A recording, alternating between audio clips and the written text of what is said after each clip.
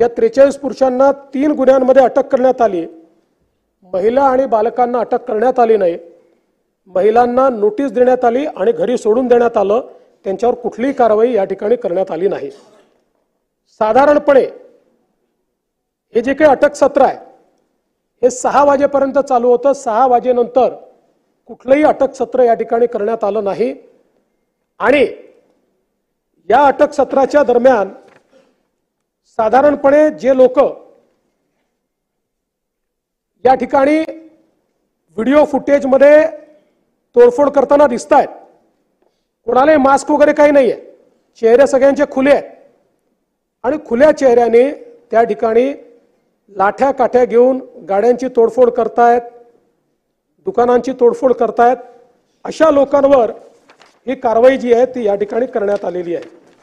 तर काही अजून फॅक्ट मला या निमित्ताने ठेवायचे आहेत। एक तर हा जो पवार आहे,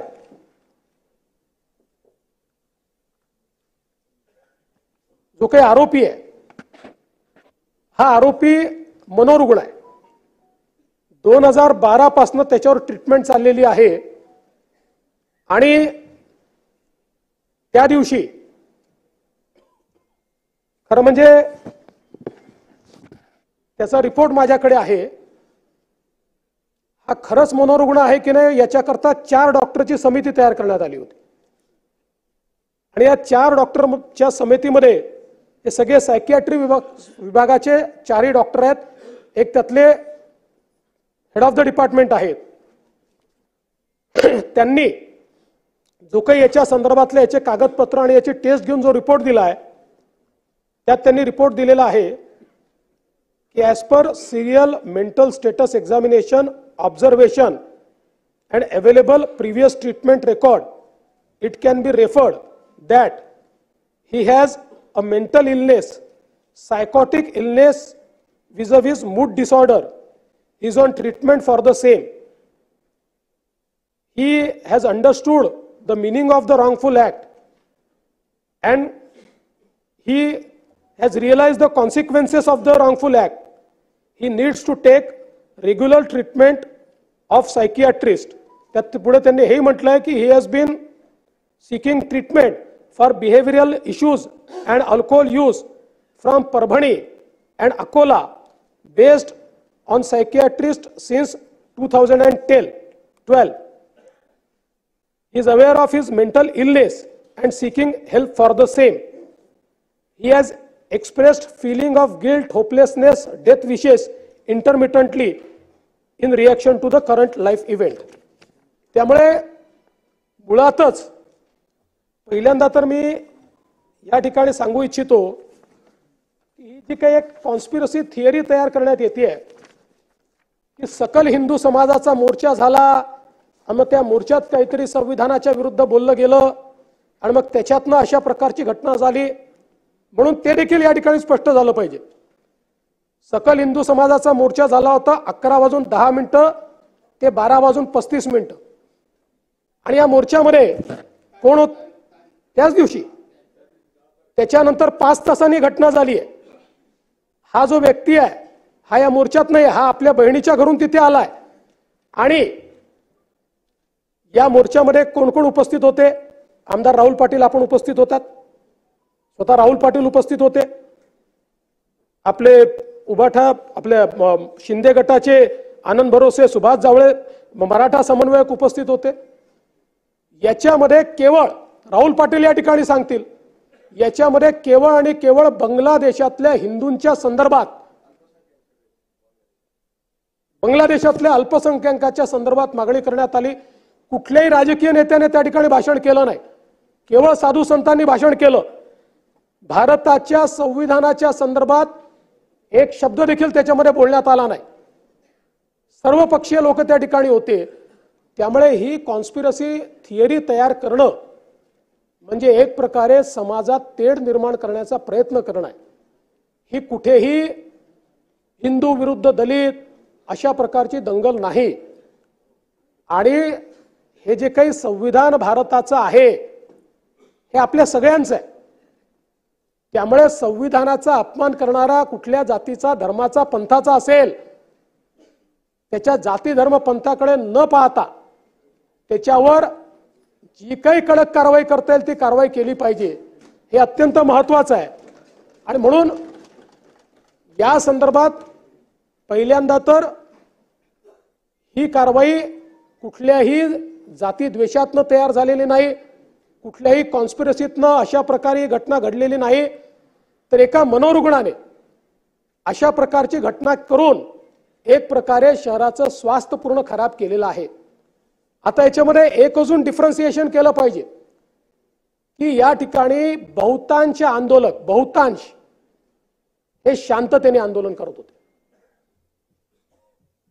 ज्या प्रकारे भारतरत्न डॉक्टर बाबासाहेब आंबेडकरांना अपेक्षित आहे त्याप्रमाणे पूर्ण प्रशासनाला सहकार्य करून त्यांनी ते आंदोलन केलं।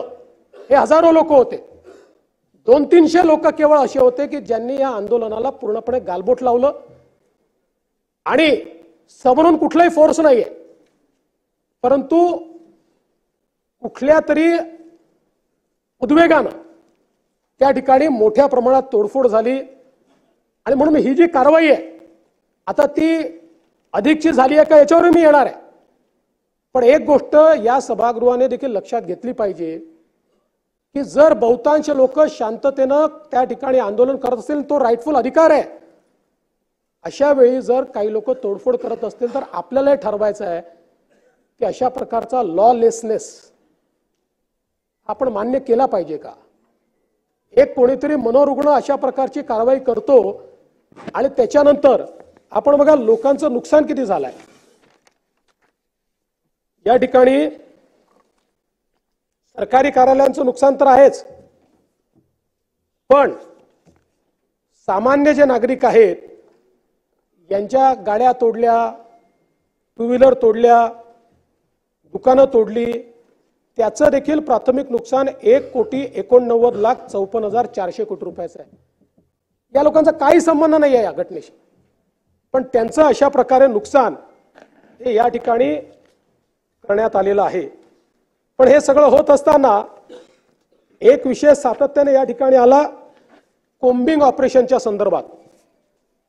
खरं म्हणजे साधारण 4-4:30 वाजता मला सन्माननीय बाळासाहेब आंबेडकरांचा फोन आला आणि बाळासाहेबांनी मला सांगितलं की मला माहिती मिळते की काहीतरी कोम्बिंग ऑपरेशन चाललंय।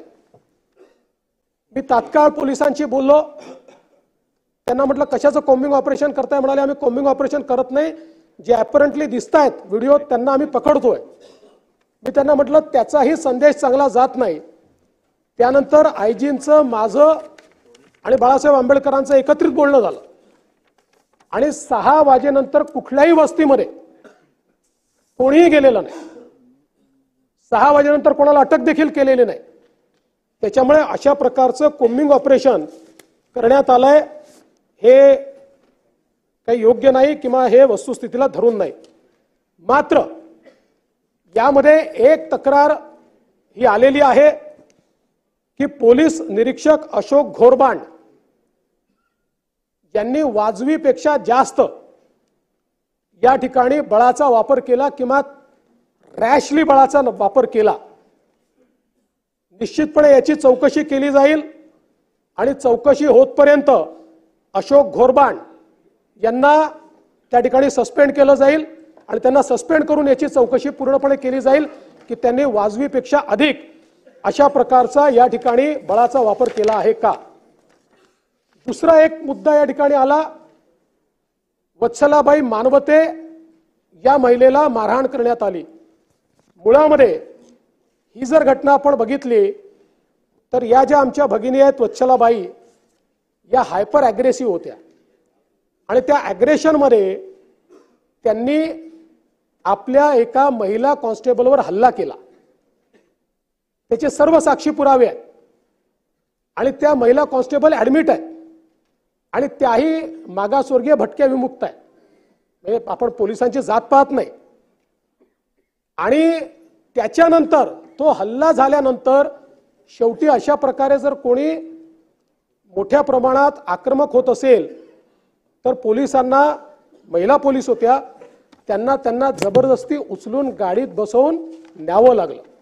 कारण पोलिसांवरच जर हल्ला झाला तर पोलिसांनी इतरांची सुरक्षा कशी करायची, आणि म्हणून या संदर्भात निश्चितपणे मला असं वाटतं की ही जी काही बाब आहे ती अत्यंत महत्त्वाची आहे.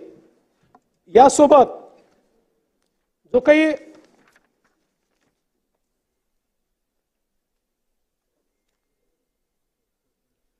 एक आंदोलक आहेत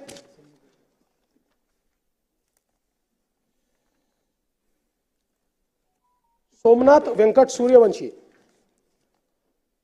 हे सोमनाथ व्यंकट सूर्यवंशी जे आहेत हे लॉचं शिक्षण घेत होते. साधारण मूळ हे लातूर जिल्ह्यातले आहेत. त्या ठिकाणी त्यांचा परिवार आहे. पुण्यामध्ये आले, मग परभणीमध्ये शिक्षण घेत आहेत. यांच्या सूर्यवंशींच्या संदर्भात वस्तुस्थिती अशी आहे की ज्यावेळी सगळी जाळपोळ चालू होती त्यावेळी जाळपोळीच्या व्हिडिओमध्ये जी मंडळी दिसतात त्यांना अटक करण्यात आली. त्यात सूर्यवंशींना अटक करण्यात आली होती. त्यानंतर 2 वेळा मॅजिस्ट्रेट पुढे त्यांना उभं करण्यात आलं. मॅजिस्ट्रेटने लिहिलेलं माझ्याकडे जो काही ऑर्डर पास करतात त्या ऑर्डरची कॉपी आहे ती मी आपल्याला देतो. दोन्ही वेळा मॅजिस्ट्रेटने त्यांना क्लिअर कट विचारलेलं आहे की पोलिसांनी कुठला 3rd डिग्रीचा वापर केला आहे का, पोलिसांनी तुम्हाला मारहाण केली आहे का. त्यांनी सांगितलं कुठली मारहाण मला झालेली नाही. ते पूर्ण वेळ पोलीस कस्टडीत असतानाचे व्हिडिओ फुटेज उपलब्ध आहेत, अनएडिटेड 100%. त्या पूर्ण व्हिडिओ फुटेजमध्ये कुठेही त्यांना मारहाण केल्याचं दिसत नाही. आणि आपण पोस्टमॉर्टम रिपोर्टचं पहिलं पान सगळ्यांनी वाचलं, पण त्यासोबत त्यांची जी मेडिकल एक्झामिनेशन आहे त्या मेडिकल एक्झामिनेशनमध्ये लिहिलेलं आहे की त्यांना सीओपीडी म्हणजे श्वसनाचा दुर्धर आजार आहे आणि ब्रेथलेसनेस आहे असं त्यांच्या मेडिकल एक्झामिनेशन मध्ये लिहिलेलं आहे. दुसरं, त्यांच्या मेडिकल एक्झामिनेशन मध्ये त्यांच्या ज्या जुना जखमा आहेत त्याचा देखील उल्लेख आहे. त्यांचा इथला बोन तुटलेला होता, तो जुना होता, त्यांनी सांगितलं, त्याचा देखील उल्लेख हा त्याच्यामध्ये आहे. पोलीस कस्टडीतनं ज्यावेळेस ते एमसीआर मध्ये गेले त्यावेळेस एमसीआर मध्ये जेलमध्ये असताना सकाळच्या वेळी त्यांना जळजळत आहे म्हणून त्यांचा जो एक कैदी होता त्यांनी तक्रार केली. ती तक्रार केल्यानंतर त्यांना हॉस्पिटलमध्ये नेलं आणि हॉस्पिटलमध्ये नेल्यानंतर त्यांना मृत घोषित केलं. या संपूर्ण प्रकरणामध्ये अनेक शंका या तयार झालेल्या आहेत. पहिल्यांदा तर जरी त्या सगळ्या प्रकरणातले ते आरोपी असले तरी देखील गरीब समाजाचे आहेत, वडार समाजाचे आहेत, मागासवर्गीय आहेत आणि म्हणून पैशाने काही कोणाचा जीव परत येत नाही. तथापि त्यांच्या कुटुंबाला 10 लाख रुपयाची मदत ही राज्य सरकारच्या वतीनं केली जाईल. आणि ज्या शंका उपस्थित झाल्या, शेवटी शंका जर उपस्थित झाल्या असतील तर त्याचं निरसन झालं पाहिजे, केवळ एकतर्फी होऊन चालणार नाही. आणि म्हणून या सगळ्या प्रकरणाची न्यायालयीन चौकशी ही केली जाईल. आणि ही करत असताना नानाभाऊ आपल्यालाही सांगतो आणि नितीन राऊत साहेब आपल्यालाही सांगतो, 1998 नंतर माननीय उच्च न्यायालयाने निर्णय घेतला की न्यायालयीन चौकशी करता आम्ही सिटिंग जज देणार नाही. आपण त्यांना पत्र पाठवतो, ते रिटायर्ड जजची नावं पाठवतात, त्याच्यावरच आपण न्यायालयीन चौकशी करतो. तशा प्रकारे जे काही संशय याच्यात तयार झालेले आहेत त्या संशयाच्या संदर्भातली न्यायालयीन चौकशी ही निश्चितपणे केली जाईल. माझी या माध्यमातनं सगळ्यांना अपील आहे की काही लोकांना असं वाटतं की या राज्यामध्ये कायदा सुव्यवस्था राहू नये. काही अशा शक्ती आहेत की ज्या जाती जातीमध्ये दंगे पसरवण्याचा प्रयत्न करतायत. पण मुळामध्ये संविधान सगळ्यांचं आहे आणि त्यामुळे संविधानाच्या संदर्भातला झालेला अपमान हा प्रत्येक भारतीयाचा अपमान आहे. याला कुठल्या जाती धर्माशी जोडून आपण जर त्यात भेद निर्माण करू लागलो तर मला असं वाटतं की मग आपल्यापैकी कोणीही भारतरत्न डॉक्टर बाबासाहेब आंबेडकरांच्या नाव घेण्याची लायकी ठेवणार असणार नाही. आपल्याला या ठिकाणी हे लक्षात घेतलं पाहिजे आणि विशेषतः आमच्यासारख्या तुमच्यासारख्या सगळ्या राजकीय नेत्यांनी अशा प्रकरणांमध्ये संयमाने जेवढ्या लवकर तणाव कमी होऊ शकेल तो तणाव कमी करण्याचा प्रयत्न हा केला पाहिजे. एवढीच माझी या निमित्ताने अपील आहे. अध्यक्ष महोदय, यासोबत बीडमध्ये जे प्रकरण मसाजोगला या ठिकाणी झालं,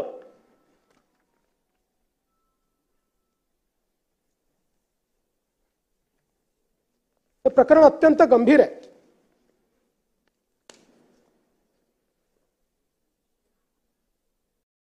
यातनं खरं म्हणजे एक केवळ संतोष अण्णा देशमुख यांची निगृण हत्या करण्यात आली इथपर्यंत हे प्रकरण मर्यादित नाही. या प्रकरणाची पाळंमुळं खोदावी लागतील आणि त्यातनं बीड जिल्ह्यामध्ये ज्या प्रकारची लॉलेसनेसची परिस्थिती आपल्याला पाहायला मिळते आहे ती परिस्थिती आपल्याला संपवावी लागेल. आपण जर याची पार्श्वभूमी थोडी बघितली तर खऱ्या अर्थानं आवाडा एनर्जी यांनी एक फार मोठी गुंतवणूक त्या ठिकाणी सोलरमध्ये केलेली आहे. बीडमध्ये केली आहे. त्यांचं नाव आवाडा ग्रीन एनर्जी आहे. ते सोलर आणि पवन चक्कीचं काम करतात. त्या पवन चक्कीमध्ये त्यांनी केलेली आहे आणि यातनं मोठ्या प्रमाणात त्या ठिकाणी कामं निघतायत, लोकांना रोजगार मिळतो आहे. आणि म्हणून काही लोक ही कामं आम्हालाच द्या, आम्ही म्हणू त्या रेटनीच द्या आणि नसतील द्यायची तर आम्ही सांगू तेवढी आम्हाला खंडणी द्या, अशा प्रकारच्या मानसिकतेमध्ये त्या ठिकाणी वावरताना आपल्याला पाहायला मिळत आहे. आणि मग यातलाच एक प्रकार जो आहे, साधारणपणे 6/12/2024 रोजी 12-12:30च्या दरम्यान हे जे मसाजोग इथे आवाडा ग्रीन एनर्जीचं ऑफिस आहे त्या ठिकाणी अशोक नारायण घुले, सुदर्शन घुले, प्रतीक घुले असे सगळे जे काही आरोपी आहेत हे आरोपी त्या ठिकाणी गेले. पहिल्यांदा त्यांनी तिथला जो वॉचमन आहे अमरदीप भगवान सोनवणे याला शिवीगाळ आणि मारहाण केली. त्यानंतर तिथले senior manager, project manager Shivajirao Thopte हे त्या ठिकाणी आले. त्यांना देखील त्यांनी मारहाण केली आणि मारहाण चालू असताना साहजिक त्यांनी तिथले जे सरपंच आहेत संतोष अण्णा देशमुख यांना फोन केला की अशा प्रकारे हे येऊन मारहाण करतायत आणि हे गुले जे आहेत हे बाजूच्या गावचे आहेत आणि त्यामुळे साहजिकच बाजूच्या गावचे लोक येऊन आमच्याकडे अशा प्रकारची मारहाण करतात. म्हणून ते त्या ठिकाणी आले आणि त्या ठिकाणी आल्यानंतर तिथे थोडी मारहाण झाली आणि अर्थातच देशमुखांसोबत देखील अनेक लोक आले होते. त्यांनी एक प्रकारे हे येऊन इथे जर दादागिरी करत असतील तर यांना धडा शिकवला पाहिजे या हिशोबाने त्यांना थोडा चोप दिला आणि त्याचा व्हिडिओ देखील मोठ्या प्रमाणात व्हायरल झाला की कशा प्रकारे हे घुले वगैरे दादागिरी करत होते आणि कशा प्रकारे त्यांना मार खावा लागला, अशा प्रकारचा एक व्हिडिओ व्हायरल झाला. आणि त्यानंतर आपल्याला कल्पना आहे की साधारणपणे 9 तारखेला 9/12/2024ला संतोष अण्णा हे 4 चाकी वाहनातनं त्या ठिकाणी आपल्या गावी परत जात होते. ते एकटेच होते, कोणीच नव्हतं सोबत. पेट्रोल पंपावर थांबले. तिथे त्यांचे आत्ते भाऊ आहेत, ते त्यांना दिसले. त्यांनी त्यांना बोलवलं की चल माझ्यासोबत. ते ड्रायव्हिंग सीटवर बसले, हे बाजूच्या जागेवर बसले आणि हे त्या ठिकाणून निघाले. ज्यावेळी ते निघाले त्यावेळी टोल नाक्याजवळ काळ्या रंगाची एक स्कॉर्पिओ आणि त्याच्या मागे एक अजून गाडी, अशा या गाड्या त्या ठिकाणी त्यांची वाट पाहत होत्या. यांची गाडी टोलवरनं थोडी वेगाने निघाली. मग त्यांनी त्यांना इंटरसेप्ट केलं. इंटरसेप्ट केल्यानंतर पहिल्यांदा ड्रायव्हर साईडची काच फोडली. त्यांना असं वाटलं की संतोष अण्णा या बाजूलाच बसले आहेत, पण त्यांच्या लक्षात आलं की तिकडे दुसरं कोणी बसलाय. पुन्हा दुसऱ्या बाजूला गेले, त्या ठिकाणी ती काच फोडली. त्यांना बाहेर काढलं आणि बाहेर काढल्यानंतर त्यांना या स्कॉर्पिओ गाडीमध्ये टाकलं आणि बराच वेळ पहिल्यांदा त्या गाडीमध्येच त्यांना मारहाण करत होते. अशा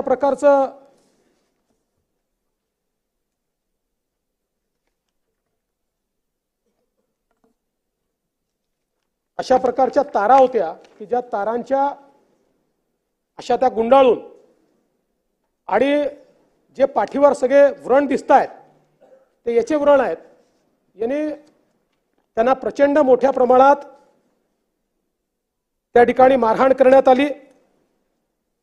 त्याच्यानंतर पुढे त्यांना उतरवून मारहाण करण्यात आली आणि ज्यावेळी असं लक्षात आलं की आता हे जिवंत नाहीत, त्यावेळी त्यांना सोडून हे सगळे लोक पळाले. आता या सगळ्या याच्यात सातत्याने सरपंचांचा भाऊ हा घुले यांच्या संपर्कात होता आणि तो घुले त्यांना सारखा सांगायचा 20 मिनिटात सोडतोय, 15 मिनिटात सोडतोय. अशा प्रकारे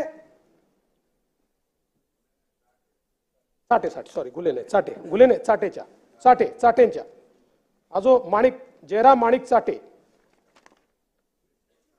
विष्णू महादेव चाटे 45 वर्षीय विष्णू महादेव चाटेच्या संपर्कात होता. तो सारखा सांगायचा सोडतोय, पण त्यांनी त्यांना काही सोडलं नाही. प्रचंड मारहाण त्यांना त्या ठिकाणी करण्यात आली आणि त्या मारहाणीमध्ये त्यांचा मृत्यू त्या ठिकाणी झाला. अतिशय दुर्दैवी अशा प्रकारचा मृत्यू आहे. यात एकच फक्त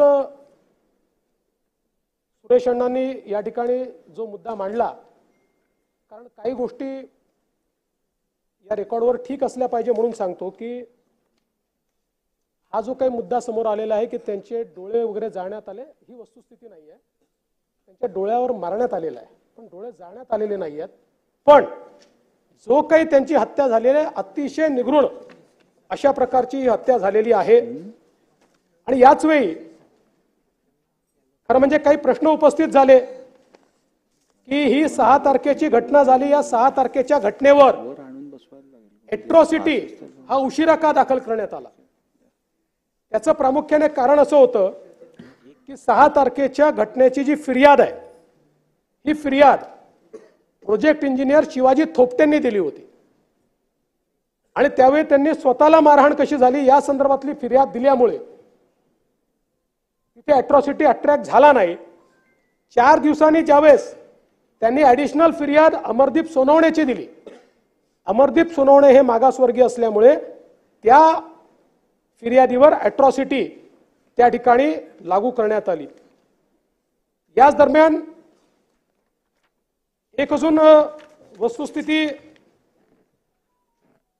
आपल्या लक्षात आली आहे, ती म्हणजे 29/11/2024 रोजी ही एक केस पोलीस ठाण्यात फिर्याद आहे. ज्या फिर्यादीमध्ये असं म्हटलंय की सुनील केंदू शिंदे हे मस्साजोग येथील आवादा एनर्जी प्रकल्पाच्या कार्यालयात हजर असताना त्यांचा मोबाईल क्रमांक जो काही असेल वर विष्णू चाटे याच्या मोबाईल क्रमांक जो काही असेल यावरून वाल्मिक कराड याने प्रकल्पाचे काम बंद करण्याबाबतची धमकी दिली। तसेच दुपारी 14:30 सुदर्शन घुले याने कार्यालयात येऊन काम बंद करण्याबाबत धमकी दिली व काही दिवसापूर्वी Shivaji Thopte project senior manager यांना वाल्मिक कराड याने परळी येथे बोलवून आवादा कंपनीचे काम बंद करा अन्यथा 2 करोड रुपये देऊन काम चालू ठेवा असे सांगितले व वेळोवेळी विविध लोकांचे मोबाईलवरून प्रत्यक्ष अप्रत्यक्षरित्या प्रकल्पाचे काम बंद न ठेवल्यास मारहाण करण्याच्या व जीवे मारण्याच्या धमक्या दिल्या। हा गुन्हा आधी घडलेला आहे, त्यानंतर हा गुन्हा घडलेला आहे। मात्र या संपूर्ण प्रकरणामध्ये या दोन्ही गुन्ह्यांचा काय संबंध आहे याची चौकशी आपण करतोय। मी या निमित्ताने या सभागृहाला आश्वस्त करू इच्छितो, हा जो काही गुन्हा घडलाय याचा मास्टरमाइंड कोणीही असला तरी त्याच्यावर कारवाई केलीच जाईल। आपण वारंवार वाल्मिक कराडचं नाव घेतलं म्हणून नाव घेऊन सांगतो की या गुन्ह्यामध्ये एका गुन्ह्यात तर त्याचा पुरावा दिसतोच आहे, त्याच्यावर कारवाई होणारच आहे, पण याही गुन्ह्यामध्ये जर वाल्मिक कराड बद्दलचे पुरावे असतील तर तो कोण आहे, कुठल्या पक्षाचा आहे, कोणाकोणासोबत फोटो आहे, सगळ्यांसोबतच आहे, आमच्या सोबत आहे, यांच्या सोबत आहे, पवार साहेबांसोबत आहे, सगळ्यांसोबत आहे, कोणासोबत फोटो आहे याचा विचार न करता कारवाई केली जाईल। कारण मी काल देखील बोललो, ज्या प्रकारे बीड जिल्ह्यामध्ये अराजकाचं राज्य तयार करण्याचा प्रयत्न होतोय आणि विशेषतः काही सदस्यांनी सांगितलं, सुरेश अण्णांनी देखील सांगितलं, कोणावर 307 लावायच्या, कोणावर वेगवेगळ्या केसेस लावायच्या। मला असं वाटतं की अतिशय चुकीचं या ठिकाणी घडतं आहे आणि पोलीस प्रशासनाची जबाबदारीच आहे। मी काल देखील डीजींना सांगितलं की याचा दोष हा पोलीस प्रशासनाचा देखील आहे। पोलिसांनी देखील एखाद्यावर जर एखादी आपण फिर्याद नोंदवतोय तर त्याची वस्तुस्थिती काय आहे, मग इकडे फिर्यादी नोंदवायच्या आणि मग तिकडे बिसमरी करायची आणि मग मध्यंतरीच्या काळामध्ये हे सगळे निर्धावलेले अशा प्रकारचं काम करताना आपल्याला पाहायला मिळतात। हे यापुढे सहन केलं जाणार नाही। मी या सभागृहाला आश्वस्त करतो, या बीड जिल्ह्यामध्ये अशा प्रकारच्या क्रिमिनल ऍक्टिव्हिटी करणारे जे कोणी असतील यांची पाळंमुळं आम्ही खणून काढू आणि यांच्यावर तर मी सांगितलेलं आहे, कारण सगळ्यांवर गुन्हे आहेत, त्यामुळे 302 वगैरे सगळं तर लागेलच, पण सोबत यांच्या सोबत काम करणारे जेवढे लोक आहेत वेगवेगळ्या गुन्ह्यांमध्ये हे सगळे एकत्रितपणे मकोकाच्या गुन्ह्याला पात्र होतात। त्यामुळे यांच्यावर मकोका देखील या ठिकाणी लावण्यात येईल। दुरान्वयानेही जे लोक या गुन्ह्यामध्ये प्रत्यक्षपणे किंवा या गुन्ह्याला एड करतायत अशा प्रकारचं निष्पन्न झालं, त्यांनाही संघटित गुन्हेगारीचा भाग समजून त्यांनाही मोकामध्ये टाकण्यात येईल आणि बीड जिल्ह्यामध्ये वाळू माफिया, बीड जिल्ह्यामध्ये या ठिकाणी वेगवेगळ्या उद्योगांना त्रास देणारे अशा प्रकारचे जे लोक आहेत, भूमाफिया पण असतील, एक मोहीम हातामध्ये घेऊन या सर्व लोकांवर संघटित गुन्हेगारीच्या अंतर्गत त्या ठिकाणी कारवाई करण्यात येईल आणि हे जे सगळं प्रकरण आहे या प्रकरणामध्ये 2 प्रकारची चौकशी आम्ही करणार आहोत।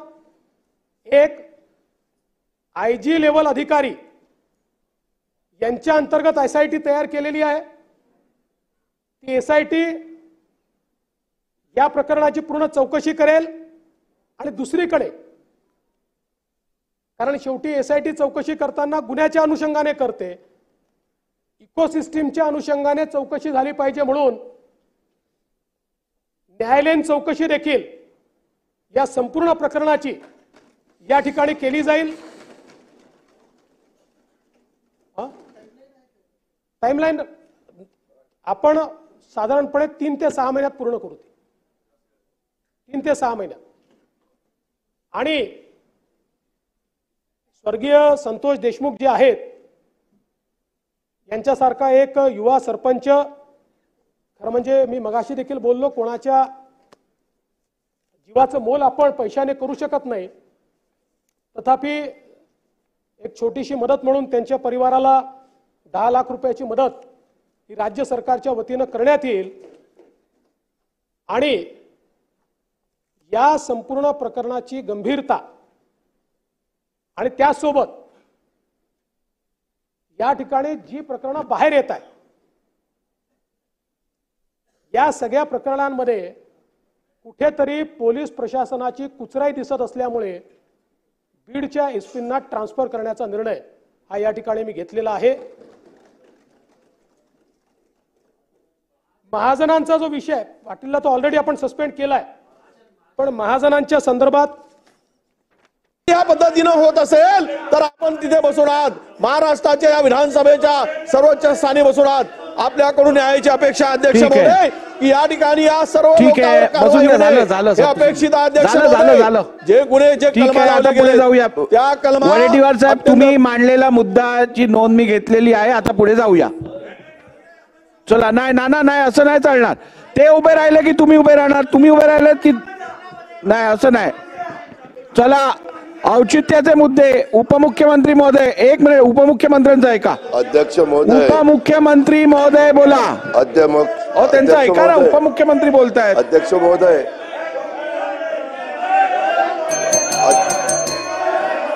अध्यक्ष महोदय,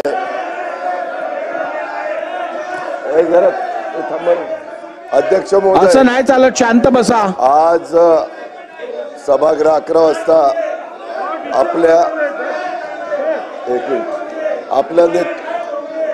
आपण त्या ठिकाणी सुरू केलं।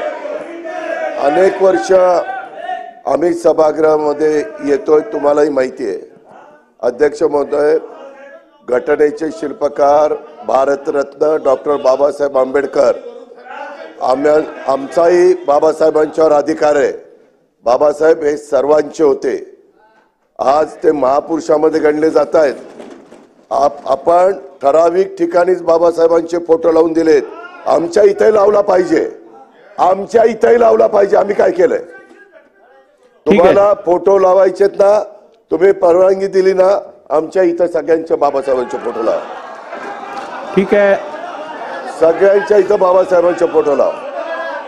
आदरणीय उपमुख्यमंत्री महोदय, सर्वप्रथम मी या सभागृहाला औचित करू इच्छितो की अध्यक्षांनी कोणतीही परवानगी कुठचेही फोटो लावायला दिलेली नाहीये। 1 नंबर 2, आपल्या नियमाप्रमाणे या सभा, असं नाही चालणार, बसून घ्या।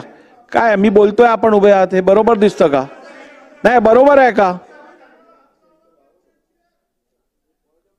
नाही, मग ठीक आहे, मला बोलू दे ना, मग तुम्ही मांडा। तर आपल्या नियमांमध्ये रेकॉर्डवर येत नाहीये, लक्ष देऊ नका, रेकॉर्डवर येत नाहीये। आपल्या नियमांमध्ये स्पष्ट तरतूद आहे की आपण सभागृहाची गरिमा राखत असताना सभागृहात कुठच्याही प्रकारचे फलक, पोस्टर किंवा दैवतांचे फोटोही लावण्याची परवानगी नाहीये। त्यामुळे या सभागृहाची उच्च परंपरा, प्रथा, प्रतिमा आणि सार्वभौमता राखण्यासाठी माझी आपणा सर्वांना विनंती आहे, नियमानुसार आपण काम करणं आवश्यक आहे। चेहरे त्यामुळे आहे महाराज, अध्यक्ष महाराज, त्यांचं होऊ दे, त्यांचं झाल्यावर देतो, त्यांचं झाल्यावर होतो, बोला।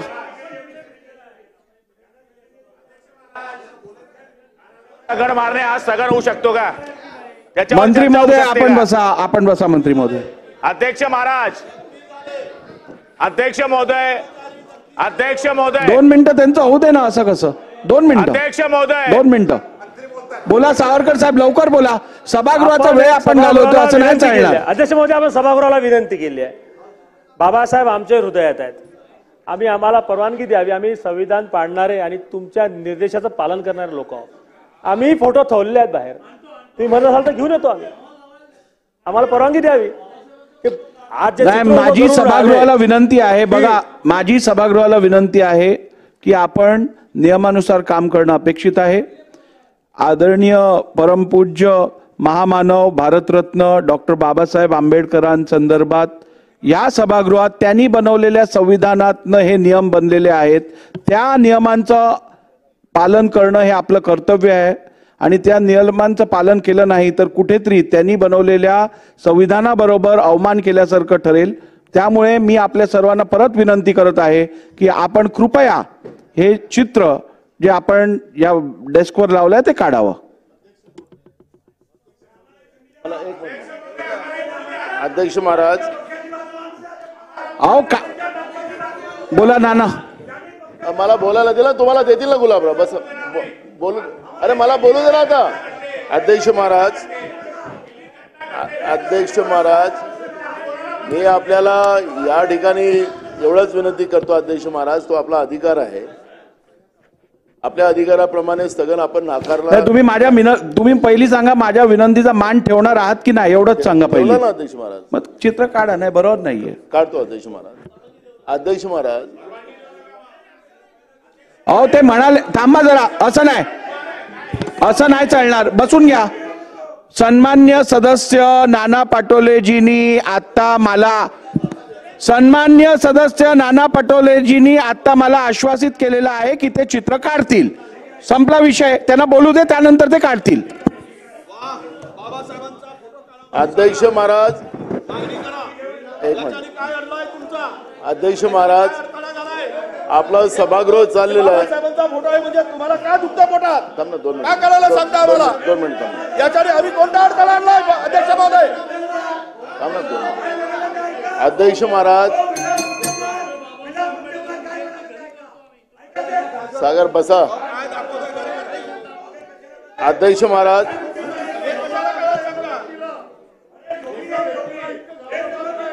अध्यक्ष महाराज, थांब रे नितीन, थांबा. अध्यक्ष महाराज, अध्यक्ष महाराज, नितीन थांबा. अध्यक्ष महाराज, मी आपल्याला या ठिकाणी एवढंच विरोध करणारे तुम्ही काय बाबासाहेबांचं नाव आहे? संविधानाला विरोध करणारे, संविधानाला विरोध करणारे, दलित माणूस संविधान निर्माता होऊ नये म्हणून सांगणारे तुम्ही काय सांगणार? असं नाही चालणार. चुकीचं आहे ना. काय आहे बरोबर नाही.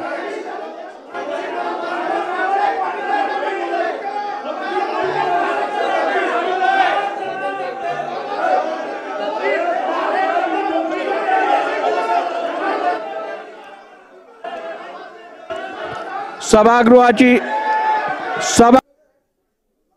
अध्यक्ष महाराज, मी पॉइंट ऑफ प्रोसिजर याच्यावर होतो. काल पण हा विषय झालेला होता. काल दादानी पण त्याच्यातली मध्यस्थी केली. अध्यक्ष महाराज, विधानसभेचं अधिवेशन चाललेलं आहे. नियमावली वगैरे सगळं तुम्हालाही आपल्याला सगळ्यांनाच पाठ आहे. अध्यक्ष महाराज, महाराष्ट्रामध्ये ज्या घटना आज घडतात आहेत त्याच्यावर आपल्या लक्षात आणून देणं आणि पर्यायानं सरकारला त्या गोष्टीला अवगत करणं हे विरोधक म्हणून आमची जबाबदारी. अध्यक्ष महाराज, मी स्थगनवर बोलत बोलत नाही. अध्यक्ष महाराज, मी स्थगनवर बोलतच नाही. अध्यक्ष महाराज, ठीक आहे, मी शब्द नाही वापरला. बोला लवकर बोला. अध्यक्ष महाराज, काल मुंबईमध्ये झालं ना देशमुख परिवार. मी स्थगन प्रस्तावाला अनुमती नाकारलेली आहे. सन्मान्य सदस्य विजय वडेट्टीवार साहेबांनी हा विषय मांडलेला आहे. मी तुम्हाला परत हा विषय मांडण्याची परवानगी देणार नाही. चला औचित्य घ्या. नाही बरोबर मुद्दे मग काय आहे तुमचं म्हणणं, काय आहे? मी तेच एक ऐकून मिनिट तर एक घ्या. मिनिट एक मिनिट ऐकून तर घ्या अध्यक्ष महाराज. एका मुंबईतल्या एका मोठ्या जे हायफाय लोक राहतात अशा एका सोसायटीतला हा भाग आहे अध्यक्ष महाराज. मी त्याच्यावर चर्चा करतोय. त्याच्यामध्ये एका देशमुख परिवार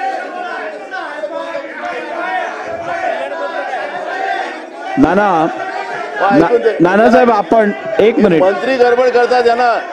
एक मिनिट बसून घ्या. मला ऐकून तर घ्या अध्यक्ष महाराज. आपण उभे राहिलात, मला मी आपल्याला संधी दिली कशासाठी? मला बोलू दे. आपण सांगितलं आपला पॉइंट ऑफ प्रोसिजर आहे. आता पॉइंट ऑफ प्रोसिजर काय असतो हे मी आपल्याला सांगायची गरज नाहीये. पॉइंट ऑफ प्रोसिजर केवळ सभागृहातल्या कामकाजात काय अनियमितता होत असेल तर आपण ती माझ्या लक्षात आणून देण्यासाठी पॉइंट ऑफ प्रोसिजर आहे. आता सभागृहाच्या बाहेरच्या उच्चाभ्रू सोसायटीमध्ये काय घडतंय तो काय प्रोसिजर आहे का या सभागृहातला? काय लावलंय त्याच्यासाठी पॉइंट ऑफ प्रोसिजर वापरता येत नाही. या नाही अजिबात. मी इकडे बघा, हे एक लक्षात घ्या. बसून घ्या, बसून घ्या, बसून घ्या, बसून घ्या. मुळीच चालणार नाही. जर का इकडे आयुधांचा दुरुपयोग केला जाणार असेल तर मी या सभागृहातल्या सदस्यांच्या अधिकारांच्या संरक्षणासाठी इकडे बसलेलो आहे. मी याला मान्यता देऊ शकत नाही. सभागृहाचा प्रत्येक मिनिट याच्यासाठी खर्च होत आहे. सामान्य जनतेचा पैसा आपण चालवलेल्या या प्रोसिडिंग्स पाठी खर्च होत आहे. अशी वागणूक ही योग्य नाही. बसून घ्या, बसून घ्या. बस मुळीच नाही. बसून घ्या, सगळ्यांनी बसून घ्या, बसून घ्या, बसून घ्या. महाजन साहेब बसून घ्या. ठीक आहे, चला औचित्य घ्या, औचित्य घ्या. औचित्याचे मुद्दे श्रीमती ज्योती गायकवाड. नाही आता मी योगीधाम नावाची सोसायटी आहे आणि या योगीधाम सोसायटीमध्ये महाराष्ट्र पर्यटन विकास महामंडळाचे MTDCचे मध्ये अकाउंटंट असलेले मॅनेजर अखिलेश शुक्ला राहतात. हे अखिलेश शुक्ला ज्या इमारतीमध्ये राहतात त्या इमारतीमध्ये विजय कलविट्टेकर नावाचे एक मराठी ग्रस्त राहतात. आता विजय कलविट्टेकर यांच्या घरी त्यांची पत्नी जी आहे ती आणि त्यांची मुलं ती तिकडे वावरत असताना शुक्ला यांच्या पत्नी रोज धूप लावतात म्हणून त्यांचं आपसात भांडण झालं. साहेब, भांडण एवढं विकोपाला गेलं की ते असं म्हणाले की तुम्ही काय बघता पोलीस स्टेशनला.